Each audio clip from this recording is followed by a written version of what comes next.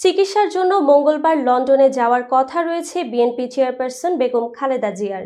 এর একদিন আগে সাবেক এই প্রধানমন্ত্রীর সঙ্গে সৌজন্য সাক্ষাৎ ও তার চিকিৎসার খোঁজ খবর নেয়ার কথা স্মরণ করে আবেগঘন স্ট্যাটাস দিয়েছেন অন্তর্বর্তী সরকারের আইন উপদেষ্টা ডক্টর আসিফ নজরুল।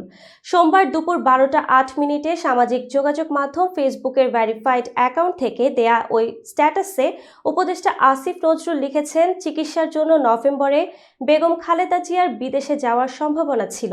সেরকম একটা সময়ে আমি ওনার সাথে সৌজন্যমূলক সাক্ষাৎ করতে যাই। একান্তে কথা হয় কিছুক্ষণ ওনার বাসভবনে। বেগম জিয়া গণ অভ্যুত্থানের ছাত্র নেতৃত্বের প্রশংসা করেন এবং অন্তর্বর্তী সরকারের সাফল্য কামনা করেন। জানান সবসময় তিনি খবর রাখেন দেশের। সেদিনের স্মৃতিচারণ করে পোস্টে উপদেষ্টা আসিফ নজরুল আরও লিখেছেন, আমি ওনার স্বাস্থ্যের কথা, হাসিনা শাসনামলের দুঃসহ সময়ের কথা জানতে চাই। লক্ষ্য করি তিনি একবারও শেখ হাসিনার নাম নিচ্ছেন না। অবশেষে সরাসরি জানতে চাই, এত সাফার করলেন আপনি, শেখ হাসিনার ওপর রাগ লাগে না আপনার?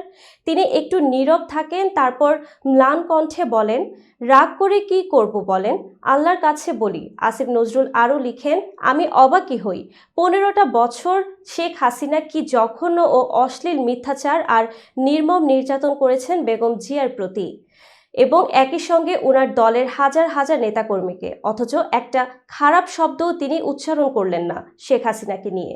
পোস্টের শেষ অংশে অন্তর্বর্তী সরকারের এই লাইন উপদেষ্টা লিখেছেন, আগামীকাল মঙ্গলবার বেগম জিয়ার চিকিৎসার জন্য যাচ্ছেন লন্ডনে।